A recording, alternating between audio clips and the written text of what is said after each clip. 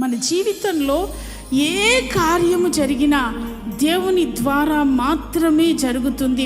నీకు భర్తను అనుగ్రహించే విషయంలో, నీకు భార్యను అనుగ్రహించే విషయంలో, నీకు బిడ్డల్ని ఇచ్చే విషయంలో దైవ చిత్తం. దైవ చిత్తం. ఎవరికి బిడ్డల్ని ఇవ్వాలో వారికి దేవుడు ఇస్తాడు. ఎవరికి బిడ్డలు వద్దు అని ఆయన అనుకుంటారో వాళ్ళకి ఇవ్వడు. ఎందుకు ఇవ్వడో తెలుసా? వారి పట్ల దేవునికి ఉన్న ప్రణాళిక అతీతమైన ప్రణాళిక. బిడ్డలు లేకపోయినా ఈ బిడ్డలు శ్రేష్టమైన పని దేవుని కొరకు చేయగలరు అని కొన్నిసార్లు దేవుడు ఆటంకపరుస్తూ ఉంటాడు, ఆపుతూ ఉంటాడు. అది ఆత్మీయంగా బలపరచబడిన వారికి తప్ప మిగతా వారికి ఎవ్వరికి ఈ మాటలు అర్థం కావు. దేవుని బిడ్డలారా, పిల్లలు లేని తల్లిదండ్రులతో నేను చెప్పే మాట ఏంటంటే, యు ఆర్ ఫ్రీ.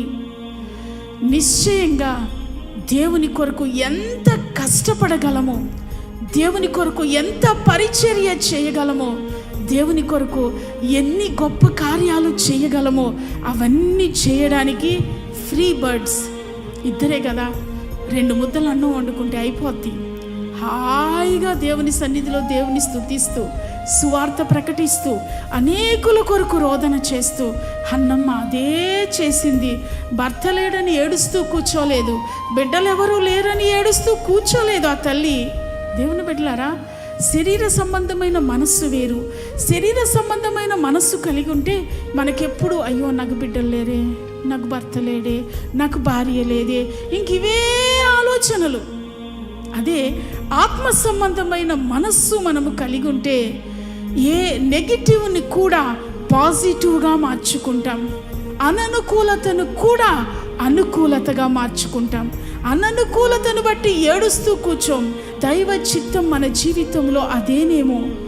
మనకేమి ఇవ్వాలో దేవుడికి తెలుసు, ఏమి ఇవ్వకూడదో దేవునికి తెలుసు. దేన్ని మనము కలిగి ఉండాలో దేవునికి తెలుసు, దేన్ని కలిగి ఉండకూడదో దేవునికి తెలుసు. ఇది ఇవ్వలేదు అని అంటే, దేవుని బిడ్డలారా, చాలామంది ఏడుస్తారు, నాకు చదువు లేదు, చదువు ఉంటే బైబిల్ చదివేదాన్ని కదక్క. దేవుని బిడ్డలారా, వాక్యం రాసుకోలేని అననుకూలత నీకుంది, ప్రార్థించలేని అననుకూలత ఉందా? నోరు బాగుంది, చక్కగా మాట్లాడుతున్నావే, రాయకపోతే ఏమైంది? దేవుని స్తుతించు, ప్రార్థించు, కన్నీరు విడు. ప్రతికూలతను అనుకూలంగా మార్చుకోవాలి మనం. Praise the lord.